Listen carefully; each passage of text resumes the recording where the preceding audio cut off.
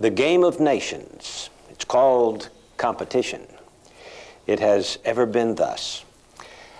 Nations all through history have wanted to get more gold and enslave more people so that the king can get richer and richer. And it all will culminate in this verse being fulfilled one day, Revelation chapter 13, verses 16 and following. He causeth all, both small and great, rich and poor, free and bond, to receive a mark in their right hand or in their foreheads, that no man might buy or sell save he that had the mark, or the name of the beast, or the number of his name. There is a reason that is in the Scriptures. And I think we can go all the way back to the first war of history and see that it is developing. Gary Stearman is here to discuss with me the game of nations. The game of nations, motivated by greed. And you know, JR, I find it particularly fascinating that in these latter days, we see things on television like, do you want to be a millionaire? And there's a television game called, they actually came right out and called it Greed, where contestants vie with each other to see how rich they can get in a hurry. There are more and more public institutions that are gearing up with the promise of great wealth.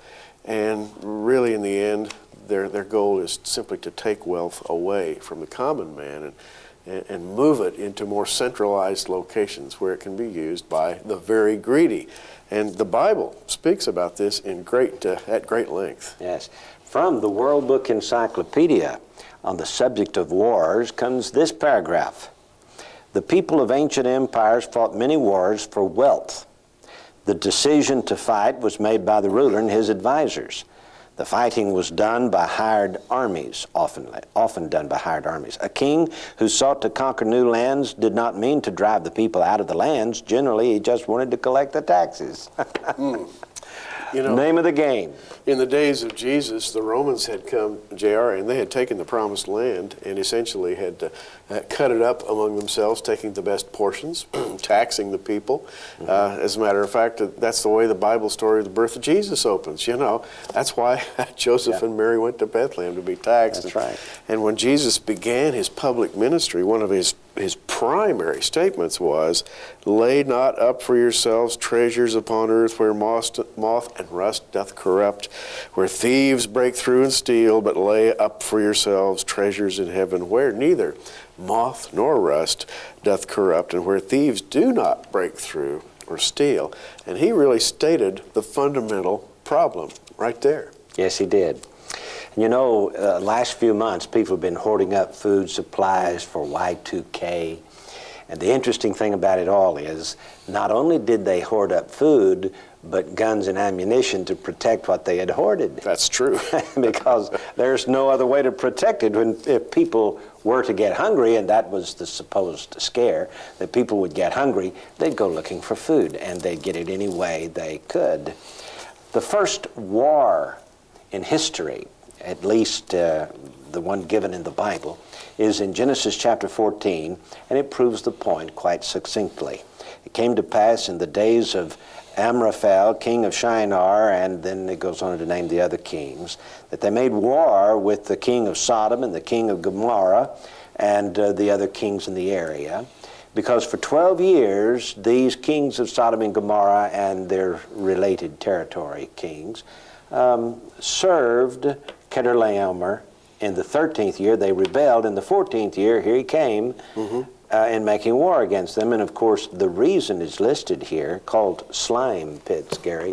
They weren't slime pits, were they? Oh, no, they were not slime pits.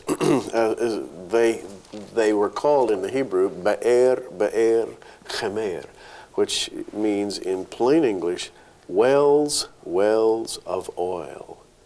And we have, you know, this is exactly what the war and fighting's all about today. Oil wells. That's right. The big powers in the Middle East, all those wells of oil. And you know, JR, these four kings that came down from the north into Sodom and Gomorrah actually represented the four great nations of history. that would rule the Gentile empires as given by Daniel. And the type of battle that they are doing is the very same type of battle that the nations will be waging against the Middle East in the days when Jesus comes. So nothing seems to change very much. Yeah. The Medo-Persians, the Babylonians, the Greeks, and the Romans. Yeah. They were, all of these kings that were initiating this war were the progenitors of those great Gentile nations. That's amazing, right, isn't it? Mm-hmm. You know, the more population you can have in your fledgling nation, the more men would be available for pressing into military service.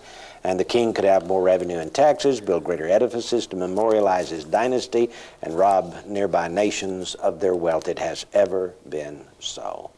It has ever been so. And in one sense, the battle is between nations. In a biblical sense, it's between the flesh and the spirit. Jesus, in that passage I mentioned just a minute ago in the 6th chapter of Matthew, says, "No man can serve two masters, for either he will hate the one and love the other, or else he'll hold to the one and despise the other." And Jesus said, "You cannot serve God and mammon." And there is a wealth of wisdom in there, because the way of the world is mammon. As the saying goes, the one who has the most toys when he dies wins the game. Gary, do you remember that a lot of historians have been saying, at least in this generation, that most of the wars of history were religious wars? Mm-hmm. And of course, what they're trying to do is cast reflection upon Christians. And it's those mean Christians. If we just didn't have Christianity, we wouldn't have any wars. That was a facade. Right. That was a facade. Every war of history has been fought not over religion, but over money. Let's take, for example, 1492, when Columbus sailed the ocean blue. Mm-hmm. Was he coming over here to win all these poor Indians to Christ? He was looking for trade routes to India. He was looking for trade routes to India, and, by the way, it was stimulated by the promise of gold, because what the Bible refers to as the fine gold of Ophir, there was always a mysterious source. It was kind of lost in history. But there are all these legends about gold beyond belief if you just went over the next hill. And the thing that was really stimulating not only Columbus, but also the Queen and the King behind him, yes, Isabella and Ferdinand, they wanted gold. Yes.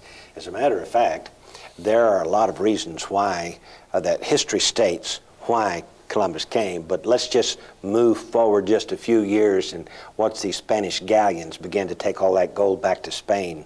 And, mm-hmm. Several of the Spanish galleons have been found offshore of the Bahamas and Florida, sure, with hoards of gold on them.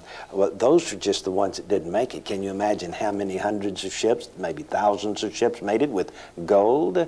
It was the glory of Spain. And Charles V, of course, who was the grandson of Ferdinand and Isabella, relished all of that gold. And it was during his administration, his long administration, that all the Spanish ships took back all the gold from the Americas. And the interesting thing is, Spain went bankrupt 4 times during all that manipulation of taking gold over.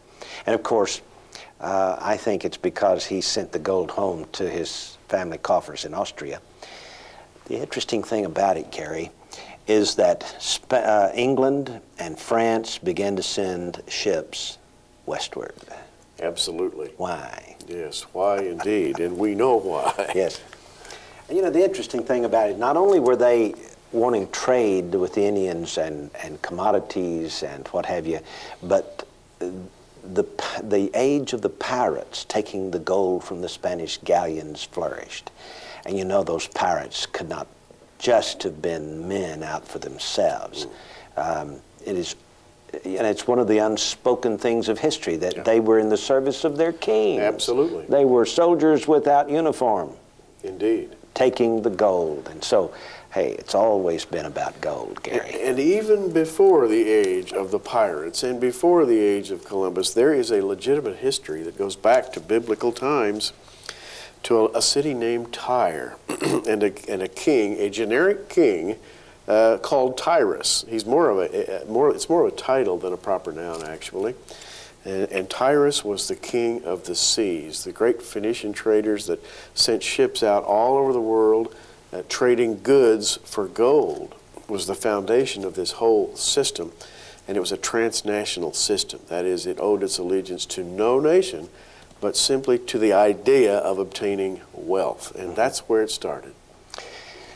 The idea of getting natural resources from other countries that your country does not have by trade, and if not by trade, then by force.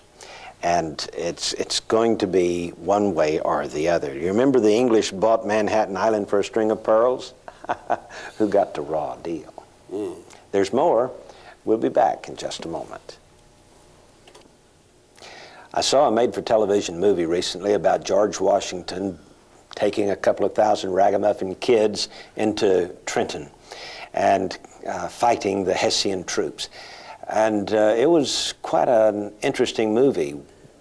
They took only 2,000 kids, teenagers. I mean, the rest of his army had already forsaken him, and his advisors thought Washington was mad because he was going against these Hessian German mercenary troops under the command of General Rahl and trying to surprise them. Well, they came up on Trenton at 8 o'clock in the morning, a few hours after sunrise. No chance, one would think, of catching these Germans by surprise. But he was able to catch them by surprise and take the town and capture all the Hessian troops without losing a single soldier. It's a fascinating movie. One of the interesting things is, in that wet morning air, one gun actually discharged, and it killed the German general. In his dying moments, he asked to see General Washington. And when Washington was told that he should go see the German general, he exploded and said, "Why should I go to see that scoundrel? He only fights for money. He's a mercenary." And then General Washington was reminded by his advisor, are we not also fighting over money? We're fighting against British taxation, you know. Well, the point was well taken, and so General Washington went to see the dying German. That was interesting to me, Gary, because, let's face it, the war was fought over money. Mm-hmm. The great search for mammon. And J.R., you know, the Bible is extremely clear about this. Ezekiel 27 talks about the merchant traffic of the whole world. It talks about some people called the merchants of Tarshish, and it says in Ezekiel 27:12, Tarshish was thy merchant by reason of the multitude of all kind of riches. With silver, iron, tin, lead, they traded in the fairs. And the list of merchandise just goes on and on and on. Yeah. And essentially, it says, the ships of Tarshish did sing of thee, that is the king of Tyre, in the market, and thou wast replenished and made very glorious in the midst of the seas. But in the end, J.R., this prophecy says, all of your ships are going to be broken in the midst of the waters. Yes. Because you have sought literally to gain and to control all the wealth of the world through your merchant traffic. It's an old prophecy, reaches all the way to the latter days. When Mystery Babylon is destroyed, in Revelation chapter 18, verse 11 says, "And the merchants of the earth shall weep and mourn over her, for no man buyeth their merchandise any more." That says it all, doesn't it, Gary? Sure does. Now let's look at this idea that the future world government is going to take over the world and make everybody get a mark in the right hand or in the forehead before they can buy or sell. For what reason? Well, first of all, you cannot have peace unless you eliminate competition. If you subjugate a people, such as we won the war in World War I over Germany, and because of the imposed poverty of the German people, they rallied to an Adolf Hitler just a few years later. So the time between World War I and World War II was really only an interregnum, just a brief respite between wars. And you remember it was Woodrow Wilson who says we fought this war to end all wars? Oh, yes. But it didn't work because, you see, competition was not eliminated. Now, there's one way of eliminating competition, and that is to kill off everybody. Can you imagine if you were the only person alive in a world? You'd go down Main Street and find you a nice set of clothes, get you the finest automobile, just take it, nobody else alive, just take it off the car lot and drive it and put some gasoline in it, and all that would be great for a while, You get you a big color TV, the best. Okay, turn it on. There's nothing to watch. Where are you going to go in your car? Well, there's nothing to see. And so you cannot eliminate competition. All you can do is control it. There's only one way to control it. And here's the ultimate way here in the book of Revelation. Sign in the hand of the forehead before you can buy or sell. You cannot eliminate competition. You can only control it.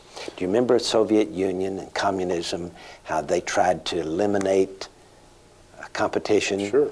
In a socialist society? It didn't work, did it, Gary? Didn't work. And by the way, the Great Social Society was really a new form of monarchy in which the hands of a very few men held all the wealth, and they became leaders of a new ruling class, which, by the way, was overthrown recently, in a sense, meaning that the wealth was dispersed into what has in our day come to be called the global village. Our own president has recently stated, and I can't quote him, maybe you can, that we must remain global in our perspective. It was President Clinton in his State of the Union address. He said, we've started down the road to globalism. There's no turning back. Yeah. No turning back. And what is globalism? Globalism is simply the idea that a very few men, perhaps 200 or 300 worldwide, will simply control the wealth of the entire world. Yes. J.C. Helms went to the United Nations and let them know that he didn't like what they were doing and saying about the United States. And Clinton let everybody know that J.C. Helms did not speak for the White House. And that we are moving toward a one world government and a global society, and there will be no turning back. That was the message he had. Let me give you just a little example here. Tragedy in Angola, says this article from the WorldNet Daily internet website. And he goes on to say that UNITA, which is the National Union for the Total Independence of Angola, is currently being wiped from the face of the earth by its communist neighbors. And there's a reason for that, Gary. These Christian people, and they are Christians, and the UNITA movement of southern Angola, and among the Zulus, they own the diamond mines. And Cecil Rhodes' company, De Beers, wants the diamond mines for themselves. They sell $1 billion a year of diamonds, and it's amazing. It says here, all for millions of dollars, the rights to lucrative gold, diamonds, and copper mines. 1994, the ousting of the leaders in South Africa and installing the Marxist African Congress led by Nelson Mandela, and Mandela made one of his priorities to destroy UNITA. JR, there's a statement in this article that just really summarizes it. It says the current communist offensive in Angola against UNITA is in no small part related to the fact that UNITA controls lucrative diamond fields coveted by De Beers Corporation. De Beers, which signed a secret diamond deal with the Soviet Union in the 1950s to monopolize the world diamond market, is anxious to see UNITA defeated. Now here is the kind of behind-the-scenes manipulation of wealth that we're talking about. Men strip to the waist and go down into those hot diamond mines and work for a handful of rice to bring up those little diamonds, which then are collected and used as capital among the great powers of the world. Now listen to this paragraph. In 1998, President Clinton signed Executive Order 13098, which forbade U.S. companies from doing business with UNITA. It also sought to block UNITA's exportation of diamonds. This demand was carried out by the United Nations. Greed, Gary. Greed. An example, a perfect example of greed.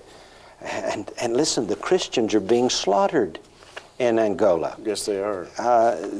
Some of the terrible things, for example, in late 1970s, Cuban-backed MPLA persecuted Christians in Angola, causing many of them to flee. Not only did the Cubans go against them, but North Korea sent troops, Russians sent troops, and these poor people in South Africa have fought one communist regime after another, all because of the diamond mines. Yes. Global greed. I have to throw in James chapter 5, go to, now you rich men weep and howl for your miseries that shall come upon you in the latter days. Your riches are corrupted and your garments are moth-eaten. JR, there's a passage here in James 5 that talks about the hire of the laborers, the people who do all the work, being kept back by fraud. In other words, the people who work for this global engine do not receive their fair share of the wealth. Amazing, isn't it? And so our point, I think, has been well made. The Antichrist will establish the mark of the beast for one reason, not to get rid of competition, but to control competition, so that he and his cronies will sit on top of the ash heap, enjoying the wealth of the world, which they have collected for themselves. Basically, that's what it's all about. It is the enslavement of the human race, and it will lead to Armageddon. We'll be back in just a moment.